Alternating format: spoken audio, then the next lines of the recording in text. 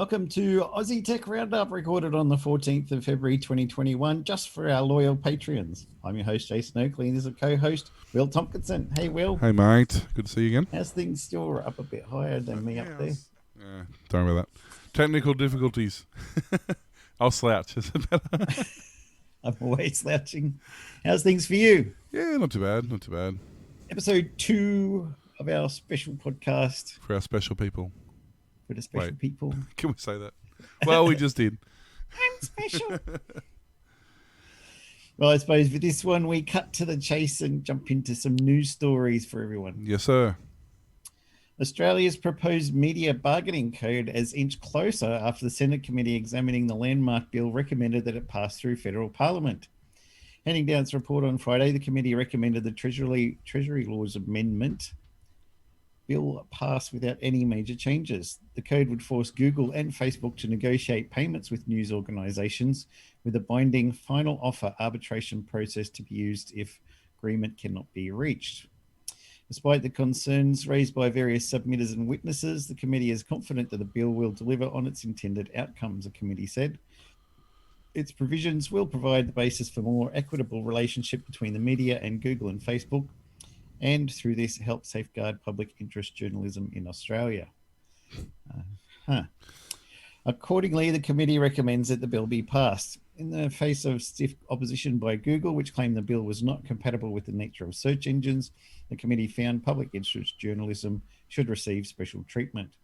The committee agrees that public interest journalism is more than just an ordinary consumer product that has been undermined or disrupted by new technology, rather is a cornerstone of democracy.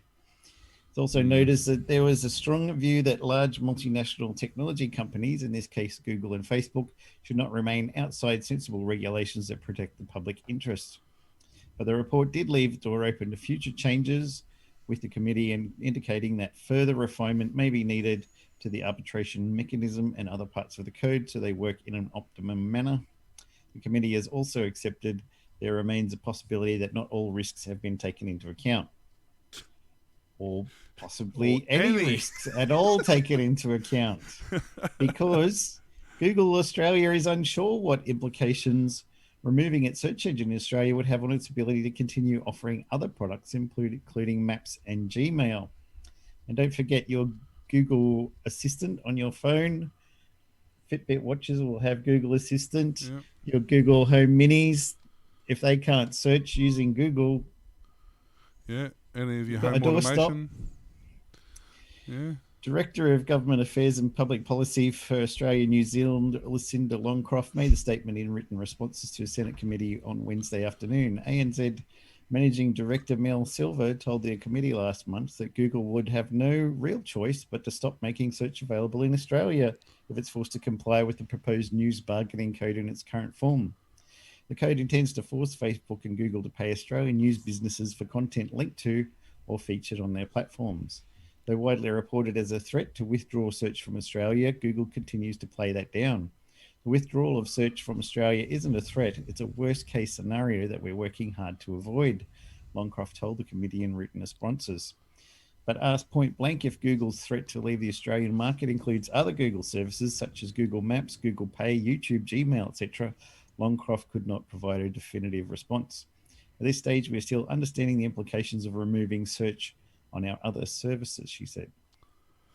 And don't forget too, I mean, they mentioned Facebook and Google as the primary targets, but it's literally every search engine. They're the most known ones, hence the reason they do it. But it's Twitter, it's Instagram, it's TikTok, it's all your search engines, it's everything that you're on. Anything at all that has the possibility to link to a news article is going to be affected. Someone's already got a ton of money for making. Blog posts, a whole lot, everything. And gets a ton of traffic from Google and Facebook. So dumb. So dumb. And the dumb part is Microsoft, I haven't got a story on it, but I'm basically reading Microsoft said to the US Senate, hey, we should do that because then it'll help us out too. And like, well, no, it really won't. Microsoft thinks everyone's going to use Bing. Bing is not Google. Bing is search engine. Search engine is affected by said. Yep. Anyway. Maybe Microsoft needs to look into the implications of it instead of just accepting it as, why have I got a hole in my head. It's a nice day for it. I don't know. What else? It's not that. It's you. Hang on. Let me. Live technical difficulties. Why has that changed? Like it's been like that the entire show. Please stand by. There you go. That better? Oh, we got no wheel. That's better. Welcome to the Jason Show. Why is that suddenly a thing? Like literally, it just. Whatever. Over to you, sir. You look. There you go. I think you have a news. I don't know what I have at this. I know what happened. I know exactly what happened. I bumped. No. There we go. See, somebody put my camera cable in the wrong spot. Join us back together. Ignore everything that you just heard. Ignore all of that because I'm not editing it out. Commonwealth Ombudsman finds instances of telco data accessed without authority at all agencies inspected. Now, bear that in mind. Late last week, the government tabled the Commonwealth Ombudsman report on agency access to stored communications and telecommunications data for the 2018-19 financial year. While the Ombudsman was upbeat about most agencies getting better, all agencies fell foul of sticking to the letter of the law in some way. The irony is the agencies inspected from the law enforcement arm of the federal and state levels. The agencies looked at were Australian Criminal Intelligence Commission, Australian Federal Police, Crime and Corruption Commission, Queensland, Department of Home Affairs, Independent Commission Against Corruption for South Australia, New South Wales Police, Queensland Police, Tasmanian Police, Victorian Police, and West Australian Police. We identified instances in all inspections in 2018-19 where agencies had accessed telecommunications data without proper authority. As such, the disclosure of the data was unauthorised, the report said. Problem with the authorisations range from administrative errors, such as an incorrect phone number or a time period, to authorisation being made by those without authority to do so, failing to send written notices as required by law and relying on oral notices. At all agencies were identified instances where carriers had provided data that was not authorised because it was outside the parameters of the authorisation. This includes instances where the carrier provided data that exceeded the time period authorised or provided a different type of data than was authorised. So basically what they're saying is that wiretaps, phone bugs, authorisation your phone whilst in your custody without your knowledge, searching computers, basically anything like that was done without authority. So privacy breaches, basically. Whoops. Oh, well. Let's move on with the next thing in Australia. We were not satisfied with the appropriate remedial action given by most departments and will be recommending further actions.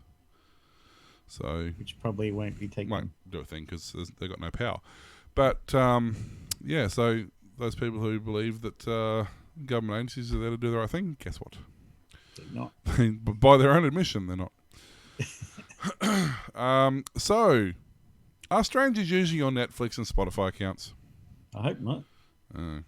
174,800 leaked accounts found. Oh. That's worldwide. Why am I paying for it then? Not worldwide. That's Australian numbers, but it's a worldwide thing that they've discovered.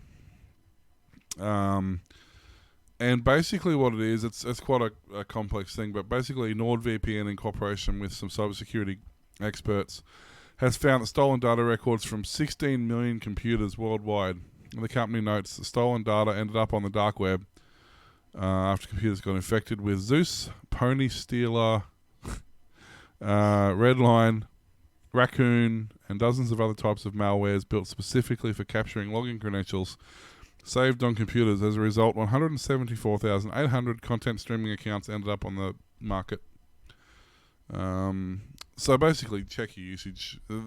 It goes on and says, talks about it, but you can disconnect devices that you haven't authorized. Yeah, basically, make sure you do that. Change your password first, though. And check them fairly regularly to make sure that there's not new devices being added. And I mean, a lot of them could be innocent.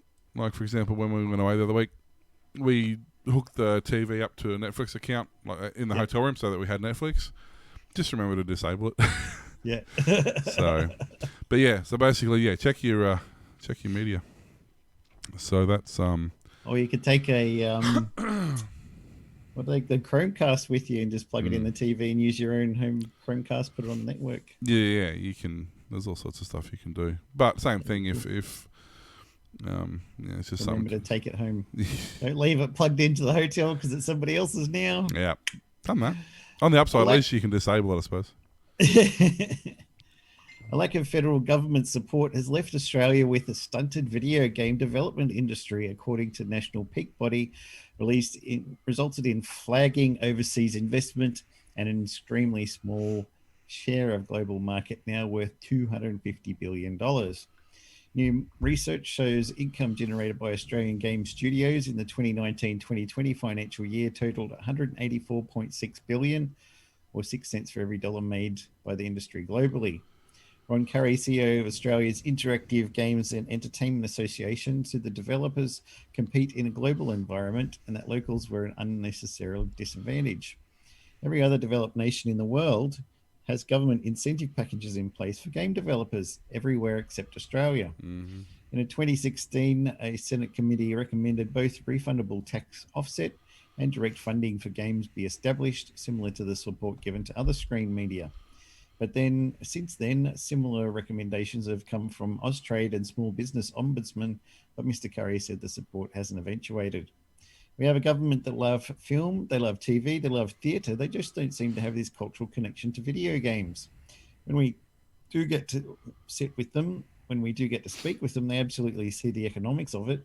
I just think maybe they don't see it as a serious industry. The global video games because nobody plays games, right? Yeah. The global video games industry is worth more than 10 times the global music industry.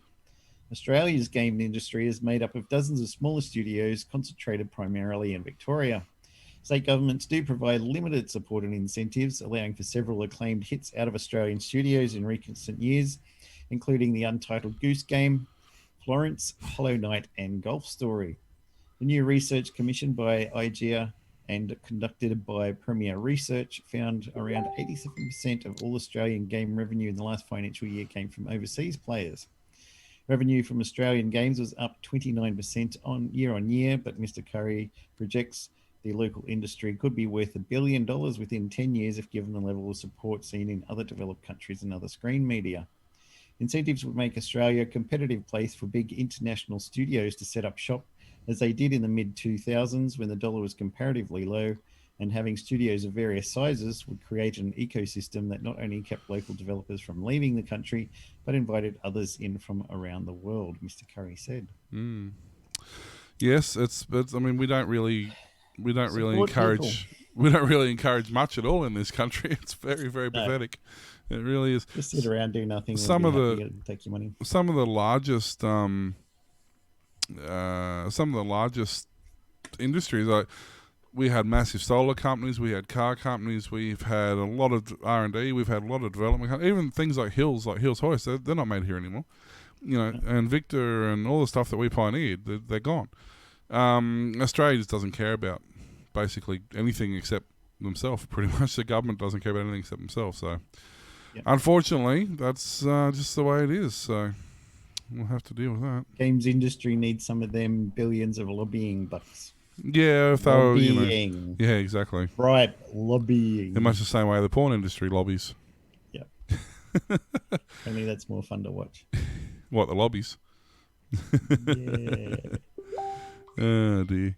I don't know, by the way, why Facebook Messenger's going off. I don't have Facebook open, and I have no tabs even open. I don't even have Chrome open at this point, so I don't understand what's happening there. Ignore those noises. Will you stop? We just thought you had a good idea. Yeah, when was the last time I had a good idea? So anyway, that's about that. We are at our time for this show. Yeah. Short, sweet, and succinct. Remember that this is for you guys, our paid listeners, our people who pay to listen. If there's any ideas or suggestions you have for this show that can help us out, would be great. If you've got any feedback, please let us know. Don't be afraid. There will be down there how to contact us. Yeah, or you can obviously through Patreon. How you getting a hold of us anyway. There will be a podcast coming out in the next couple of weeks. I've got to wrap my head around the logistics of it. It's a little complicated because it's a private stream, not a public stream. So once I get my brain into gear about that, then I'll be releasing this as a podcast as well. Sweet. the belt slips sometimes. See. Sometimes. Yeah, sometimes. Thanks for listening to the Aussie Tech Roundup show. We can be found at facebook.com/Aussie Tech Heads, twitter.com/Aussie Tech Heads, and youtube.com/Aussie Tech Heads. Email us Glenn, Will, and Warlock at aussietechheads.com.au, and we'll see you next time. Bye.